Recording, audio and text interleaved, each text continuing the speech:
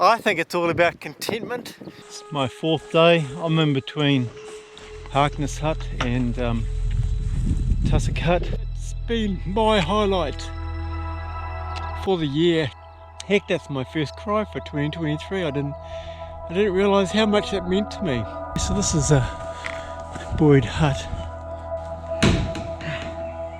Yes! Oh, it was so good.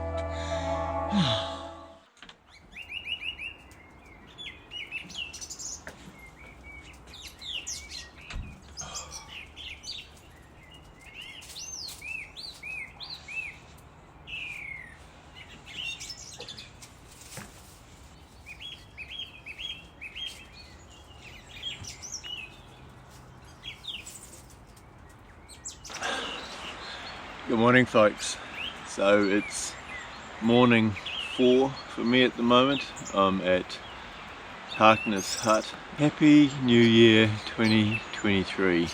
Let me know in the comments where you were on the first day or first morning of 2023. 2-day walk in the middle of nowhere and I'm running behind, so I'm heading off now to Tussock Boyd Hut and out from there.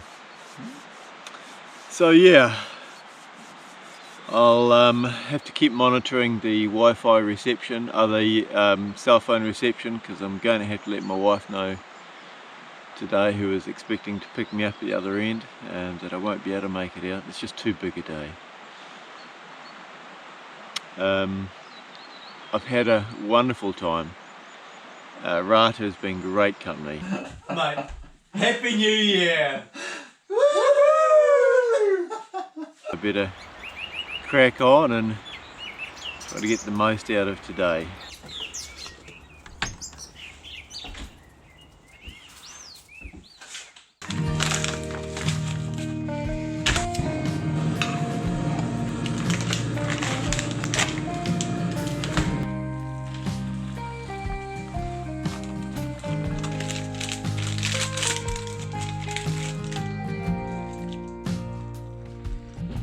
So you awake, bud?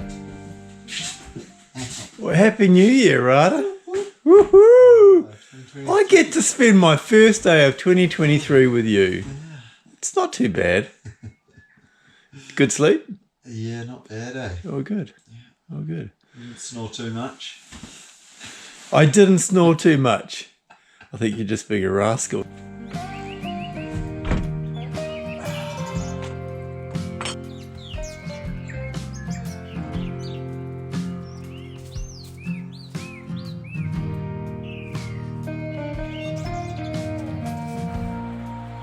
Good morning, 2023. May this be the first day of a brilliant year.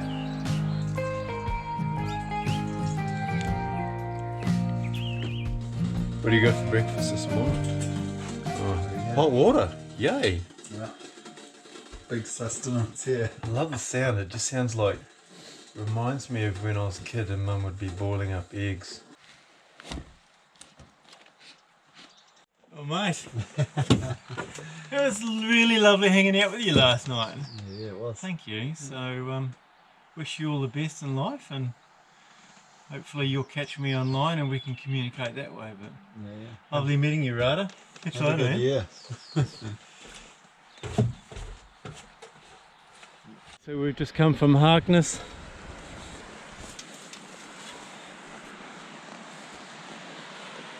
I'm heading for Tussock, and I could have come from this route, but sadly this crosses over some private Māori land. Me being a little bit law-abiding, felt that it wasn't appropriate to film and come across private land, so I've had to take an extra day really to skirt around that and come via the Backwards Bivvy Rocks Ahead Tyro route instead of coming through effectively Manson country.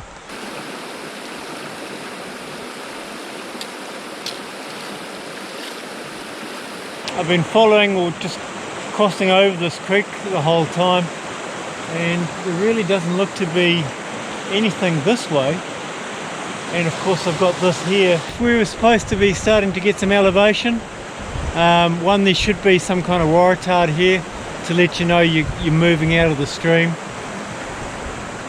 Really would have hoped that there was some kind of marking around this area, but I think maybe the undergrowth is just growing over it. I've had a look at my navigational system on my app, and it does indicate that I'm staying at the same elevation and just weaving along this waterway. So I think I'm going to have to walk actually down the creek until such times I find an entry or exit point. Actually, the track just has disappeared. I'll show you just exactly what I mean. There's really no track here. So if that's not it, and it's definitely not that way, then the only way you could go would be through here.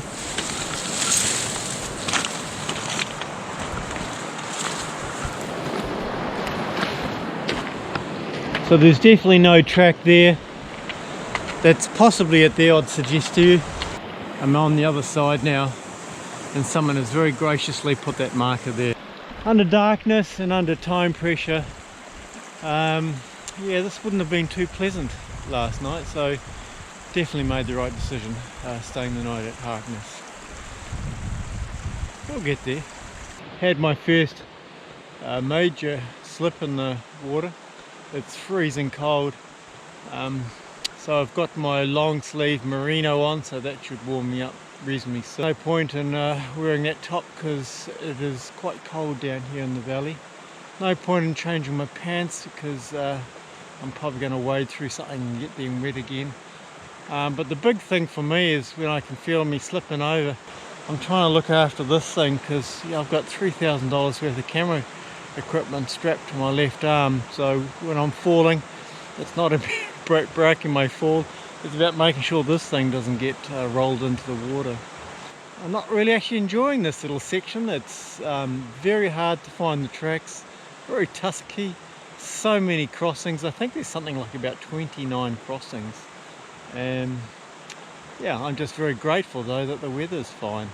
Somewhere out there is Tussock Hut. I wonder why they call it Tussock.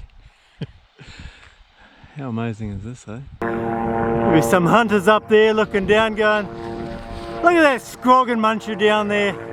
Can't you afford to get one of these things? Depends on what you're into. Looking up at that hunter that's just gone through about $2,000 going, oh my goodness, that's like about 2 years worth of gear that I could have purchased. I think it's all about contentment and that's what I'm after. Experience. Yeah, so whether or not you need to be in Paris to get thrills and contentment, or whether or not you can find that in some backcountry hut, you be you. There's no point in you trying to be somebody else. That position's already taken. You just be the best you possibly can be. Anyway, signing out from Scroggin Muncher Dave. Really not bad Scroggin though, is it? It's my 4th day. I'm in between Harkness Hut and Tussock Hut. The terrain up here is flattened out and quite easy to navigate, so I thought it might be a good time to have a bit of a chat. So with a lot of my videos lately I've been talking about highs and lows, so you do tend to get a bit reflective, I think, on the first day of a new year. And look, if I was to go through my highs, we've had a daughter that for 7.5 years has been in the hairdressing industry. Shani, if you're watching this, darling, I love you.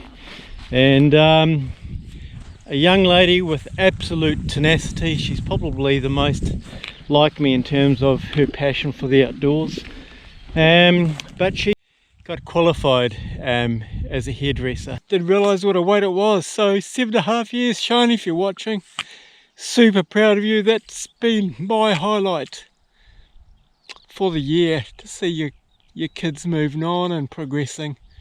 I mean, what more could a parent want? Sorry about that, folks. Heck, that's my first cry for 2023. I didn't realise how much that meant to me.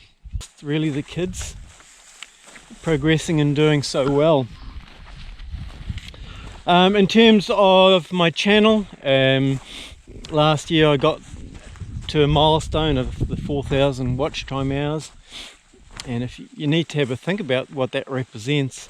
If each person is only watching about 30% of a video, that won't be you though, you're going right through to the end, and you're only doing like a 10-minute video, that won't be you though, because I'm trying to do 20 minutes, then everybody's only watching around about maybe 3 to 4 minutes. So you imagine how many of those 3 or 4 minute time slots you need to do to get to 4,000 hours within a 12-month period of time. So not too many people can do that. Not too many people start out on this YouTube journey to actually get across the line. So that would be a highlight for me. The most joy for me this year, or last year, 2022, is Bentley, my canoodle.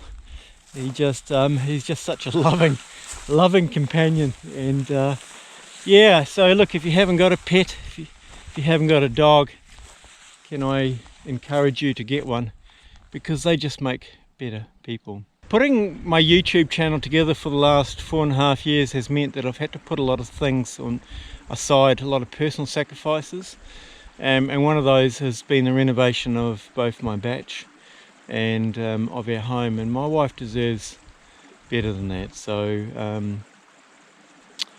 I can see 2023 is, well, I can see one of the highlights of my wife would be that I actually started the laundry at the batch just before I came on this, and so during the Christmas holidays I'll have to finish that, and I just don't like things that are not finished, so I'll carry on, so I'll get that done in 2023. Honey, that's gonna be a 2023 promise to you, that I'll get your batch a little bit more comfortable for you. And then we're going to do some work on the house, put a big skylight in, and paint throughout, new carpet and new vinyl. So there's going to be a lot of house renovations 2023 that might get in the way of my time with regard to this channel, but please continue to support me, that would be much appreciated. If you've got this far, thank you. Let me know what you want to see in 2023. Right, well, it's enough of the rambling. Let's see if I can pick a track out of here. I think we cross over and go around this edge. It's the best guess I've got. Hey folks, so I don't know if you can hear me on the audio, bit of wind around. I've just come across a guy sitting in the middle of nowhere eating lollies. And his name is John Hicks, and he's flown in here to Tussock Hut with his family, and he's just been showing me photos of what he had for breakfast. Bacon and eggs, toast, and it's just like, I've been eating D-high for 4 days, and this guy's trying to reduce his weight down before they chop her out. It's just not fair. It's a luxury, all right. So this is the wonderful people that you meet when you go backcountry. Second person I've seen this year. How's that? Anyway, carry on watching, and I'll take you through to Tussock Hut shortly. So there's 5 boys, and he's introduced them, and they've just taken it up the great outdoors hunting. The young man that I spent the night at Harkness with Rata, he was asking me how did I get into this, and I didn't have anybody like a John Hicks in my life to encourage me to get outdoors or to go hunting. I actually didn't start outdoors until I came back from Outward Bound when I was 40. So just segueing from the relationship that John has with his sons, I just think that's fantastic. Another highlight for me would be my wife and I in September hit 35 years of marriage, and I'm not saying that that has been easy, but it has provided a platform for 3 kids to grow up and flourish in. It's something sadly I never had. And I'm doing way too much talking. Anyway, just over the brow of this hill, we should see a sight for good eyes. There we go, Tussock Hut.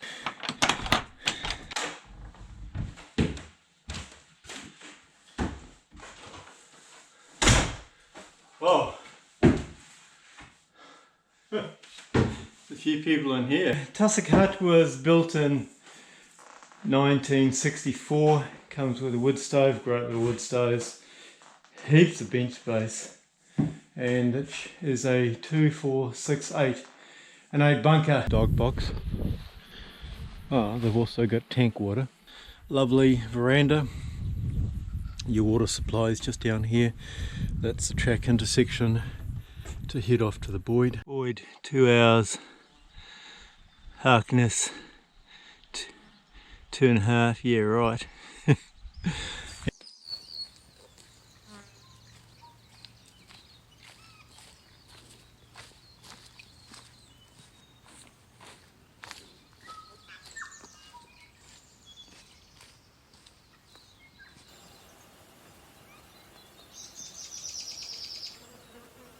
Just noticed that my stabilization was turned off, so goodness me, I hope I haven't been didn't have hyperstabilization on all this time. Hey, so look, when I was in Harkness Hut with Rata, we came across this really big bag of salt, and there were quite a few bags of rice, and we just couldn't understand why someone would tramp in with that amount, and two, why they would not take it out. Maybe the hunters use a lot of salt or something for curing the meat. We don't know. You certainly need salt for rice, but as I was just walking along, I kind of have the epiphany after talking with John about the tolerances of weight for helicopter rides, is it wouldn't surprise me to find that, like, hunter types chopper in lots of food and extras like that, including books and whiskey, and bag a couple of venison, which takes them well over. So in order to take the meat out and stay within the tolerance levels for heli seekers, I think it is, because I think they have a tight tolerance of only 10 kgs. They end up leaving empty whiskey bottles that have got the thick glass and big bags of salt or rice. I would hope that's not the case. That would be like throwing your rubbish out. Wouldn't it be great if we could start some kind of ethical hut cleanup? If you were going out and you were well under your weight, wouldn't it be good if you could then take some crap out of a hut, still within your weight limit, so that the hut could be kept clean of all these horrible bottles and things? It was just a random thought, and you've got nothing but time to think when you're hiking on your own.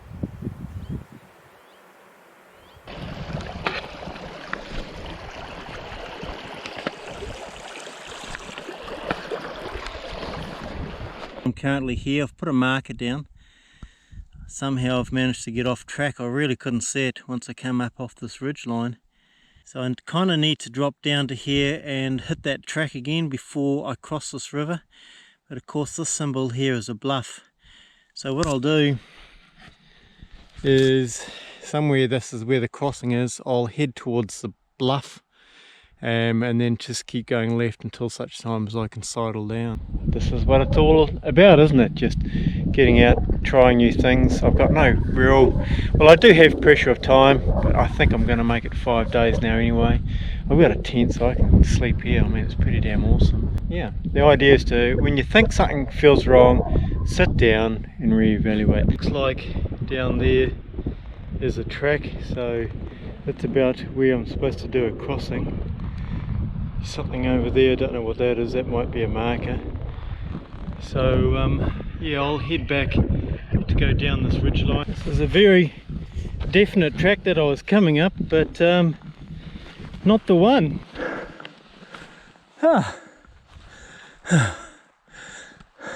I'd sort of gone right up there. I had to come back down and sidle along. Look, I'm back on track now. And can't go too far wrong. Can't go too much left. At some stage I've got to cross this. Alrighty. Pretty wide. I'll just tuck this GoPro up underneath my strap and I'll put my cell phone away. And let's do this. Ooh, it's cold.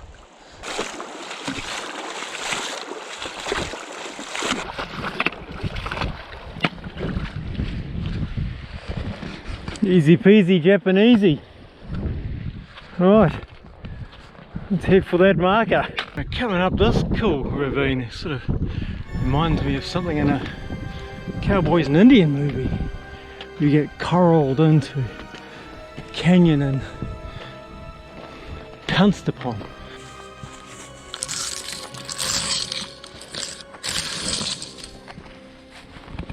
What is this thing after me saying? What is this?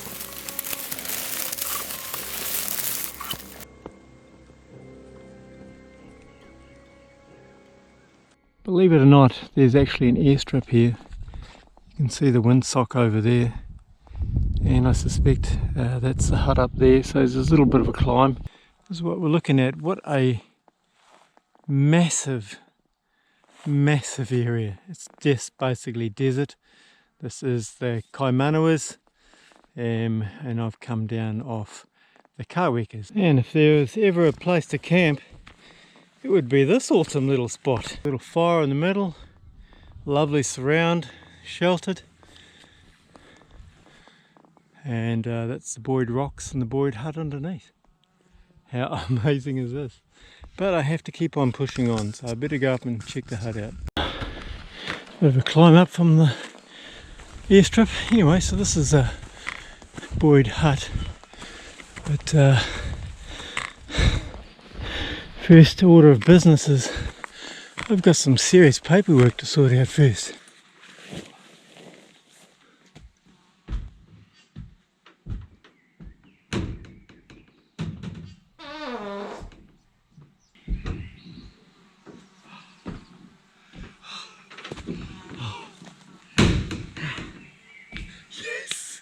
Oh, it was so good.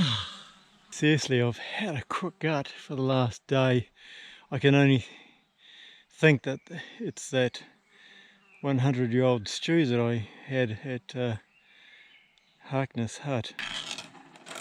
Oh, doesn't that just look ghastly? Anyway, I was responsibly transferring that rubbish out of there. So we've got plenty of water, woodshed, toilet and axe. It's a really decent airstrip. Who would have thought? An airstrip in the middle of absolutely nowhere. 16 bunks, so this is 2, 4, 6, 8. 8 on one side. That's where we'd put the snorers. 2, 4, 6, 8. Yeah, 2 lots of 8 bunks. What do you think of it so far? Rubbish! So you'll pay $15 or 3 hut tickets, blue hut tickets for this. Seriously, what is it with people and salt? So if that's 2 kg, what we saw earlier today was probably more like 5. There's 2 kg there. Another 200 grams there. Another 2 kg there. Oh look, there's some more salt. 5.5 kgs of salt. Just how much does a person need? I really just don't get it. I mean, it's great that people are so generous in leaving their salt here. I guess it doesn't go off, but seriously, 6 kgs of it? Anyway. Currently only 4:30. It's just starting to spit, which is a bit concerning. But it's too early to stop, so I'm going to continue on down to Oamaru Hut. It's another 10 kilometers away. Crikey, I've already done 20, a 30-kilometer day. So chances are I'm not going to get to Oamaru before dark. I'll just have to play that one by ear. as I say, I got a tent. But anyway, I'm just gonna probably have a brew here and then head on. Hey look, if you've been watching so far, then I certainly really appreciate that. Huts and tracks of the Kawekas and Kaimanawas, I think it'll probably be what it'll be called. But if you've been following me for a while, then I always appreciate your likes and your comments. But if you could please consider hitting that subscribe button, then that would be super appreciated. Thanks for watching now.